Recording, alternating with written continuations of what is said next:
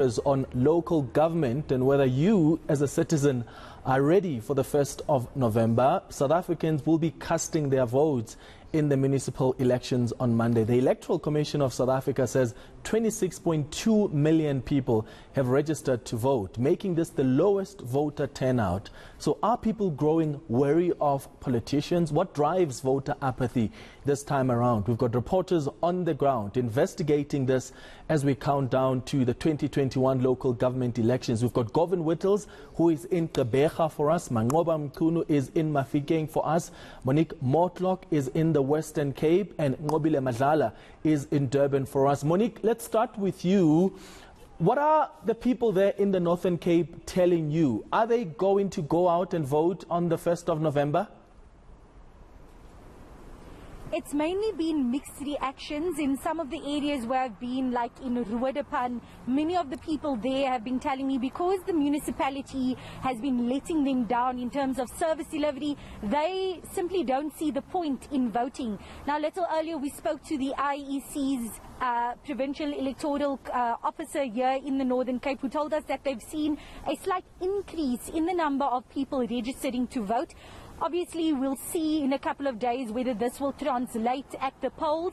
But where I'm standing right now, I'm going to be talking to Tumelo Mosikare, who is very active on social media and who has alerted us to this gaping hole. It seems to be the little big hole right behind us on Carrington Street and Main. And this hole has been a problem for a couple of months. Just driving around Kimberley, we've seen similar, not as big, but similar pothole-ridden roads. Tell us about this problem specifically. Well, this problem started in April this year, and there was a contractor appointed, probably got paid for it.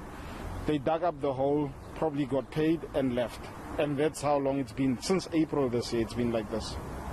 And in your work that you've been doing, you go to various communities where there are service delivery issues like this one.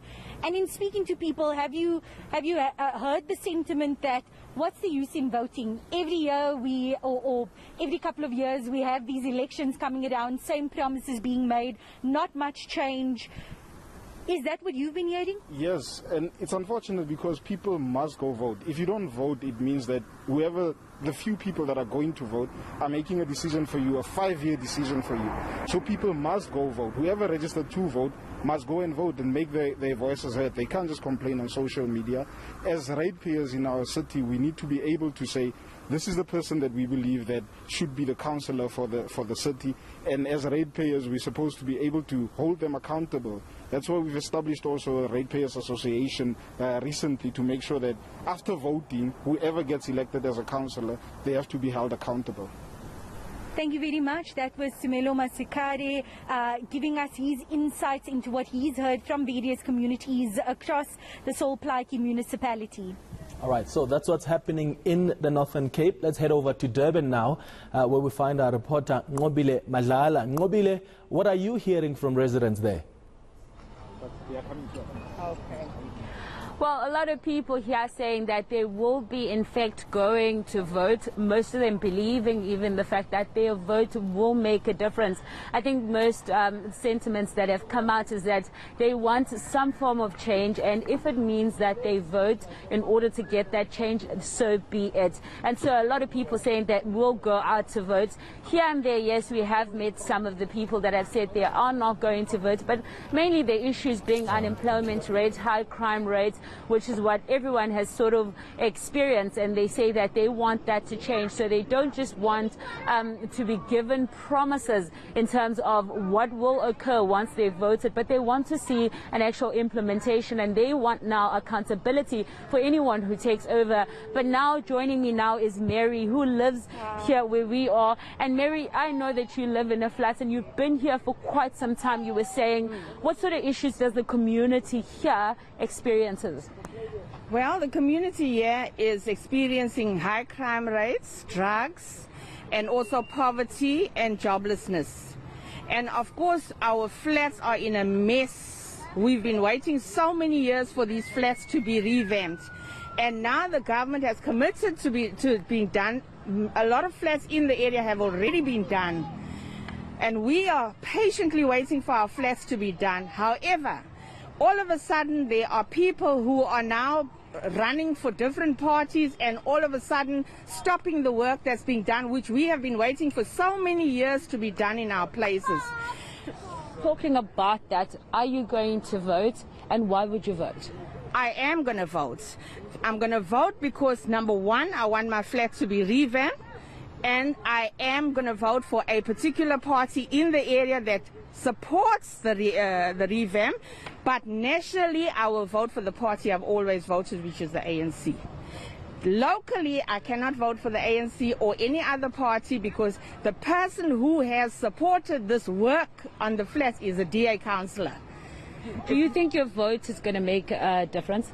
Oh yes, I do, and I'm hoping that a lot of people will vote for him so that we can get this work off the ground. In fact, we've got it off the ground. It's just the last bit now.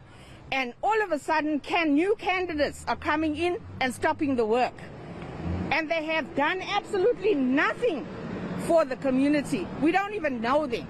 And they're coming to stop the progress of the work in the flats at the moment, which, if we don't vote for the person who has supported the work here, then we're going to lose out. And I cannot lose out. I've been here since 1974. I have not had a revamp on my flat.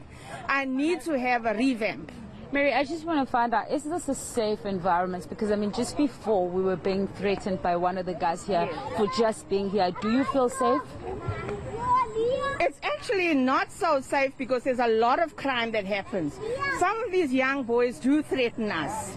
Some of them, there's always crime. Lately, the last few weeks, it's been a bit quiet. However, this place is very, very bad criminally. And it's not safe even for children.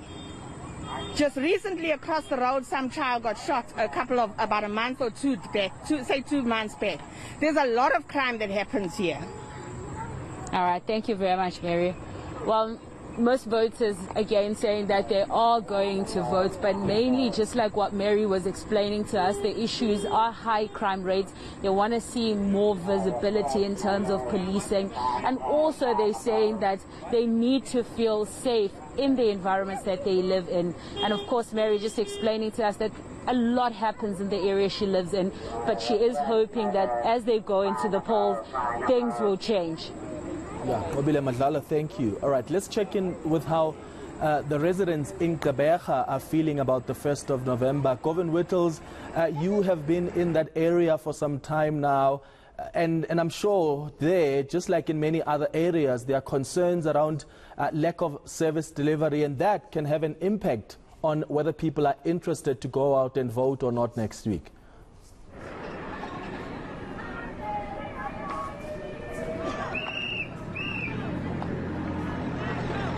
Govan Whittles, are you hearing us? What are the people in Gqeberha telling you? Are they going out to vote on Monday, and what concerns are they raising around service delivery?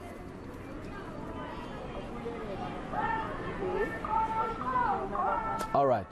Look, we seem to be struggling with Govan Whittles. Tell you what, let's go to Manqoba now, who is in Mafikeng for us. Manqoba, what are you hearing in the area you're at? Well, Clement, one of the major issues that residents of the Northwest are raising is around the lack of service delivery here in the Northwest. We are here in Manqoba, which is one of the villages just outside Mahikeng. Of course, it's one of the villages that has an issue with water.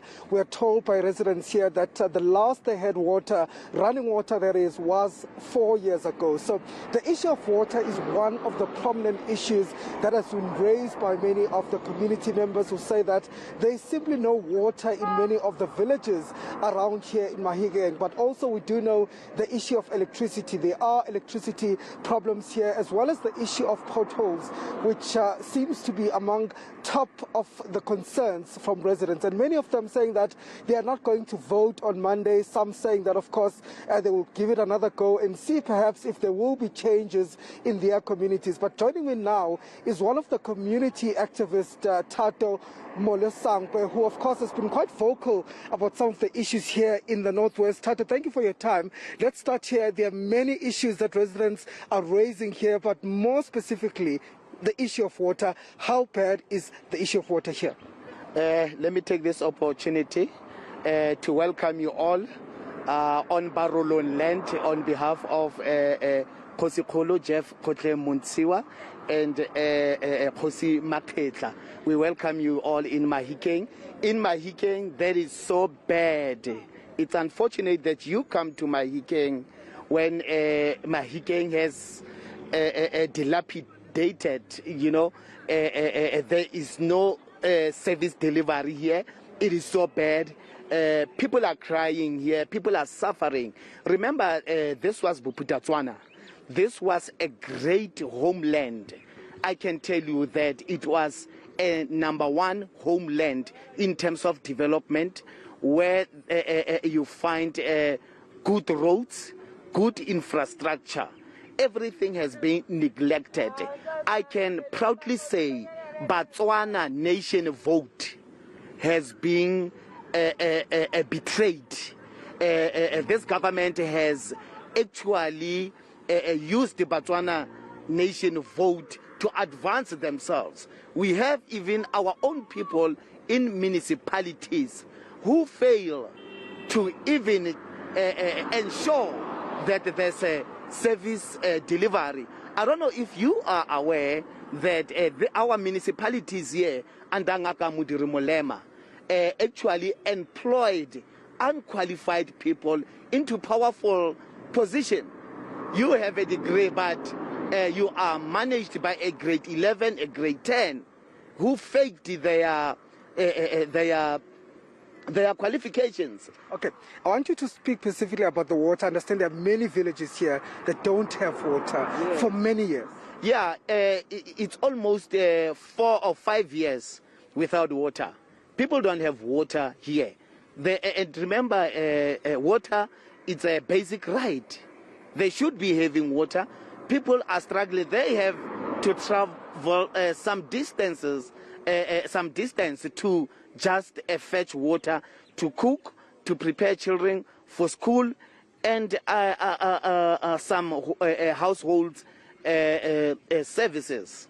Okay, thank you very much for your time.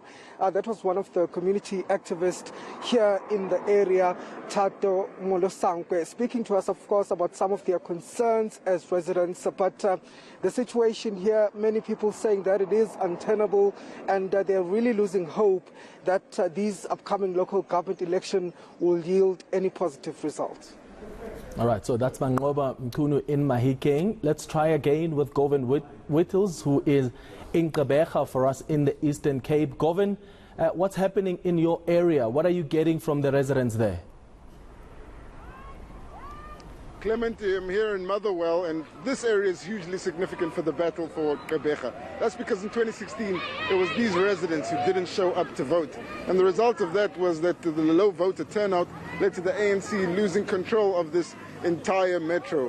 And this time around, the ANC seems to have united the warring factions in the region behind the election campaign. But the question is whether the parties have done enough to woo these voters to leave the ANC and join their party, or whether the higher voter turnout could possibly mean that this area returns the ANC into power in Gqeberha. Let's speak to some of the residents now. I have one resident here with me and a member of the DA who's been campaigning. Let's begin with you, sir. Tell me, will you be going to vote? How are you feeling about the election? Of course, yes, I will give my vote to DA solo. But you can say most. You can say yourself, I'm not a DA, I'm Action SA. But why would you vote for DA if you're Action SA? No, unfortunately, Action SA is not around for these coming local government elections. But come 2024, then you will see. Thank you. All right, thank you so much. Let's speak to one of the DA activists here. Ma'am, you're waiting for the arrival of a senior DA leader. You're going to be doing door-to-door. But this is one of the areas where Ethel Trollope did a lot of work to try and get some support here. How's the DA support looking like this time around? Enkosi Ntatheli, ndifuna ukuthi kuwe namhlanje emva kwe-1st kaNovember andifuna uthetha mna, ndifuna uthetha nge-turnaround after the 1st of November. We will see ukuthi ANC is no longer governing in this ward. as I see abantu balapha Ward 56 badiniwe zi-empty promises ze-ANC nezinto ezenziwa yi-ANC. So according to indlela esingene ngayo door to door senza ngayo yonke indlela ukuthi sithi make sure kokuba abantu bethu bafumana utshintsho, bafumana indlela yolawulwa. And how confident are you that you will be able to win this ward? Ndiyakuxelela ntatheli ndithi kuwe after the 1st of November you'll see the turnaround. After the 1st of November, I've done door to door, I've done membership, I've done everything. So I'm telling you, as a candidate of Ward 56, after I have demarcated from Ward 55 to Ward 56, but I'm telling you, the turnaround after that, you will see that we are going to take this ward, especially the Melisizwe VT. I'm definitely sure that I'm going to take the Melisizwe VT after the 1st of November. Thank you so much. That's a very confident candidate of the Democratic Alliance, and interesting scenes here in Motherwell. We are expecting these DA members to continue with their campaigning in the area, and it's really the last days of campaigning as the week wraps up, but the DA is still very confident in this area. Clement. All right, thank you so much to our reporters Govan Whittles in Gqeberha in the Eastern Cape, Manqoba in Mahikeng, Monique Mortlock in the Northern Cape, and Nqobile Madlala was live to us from Durban.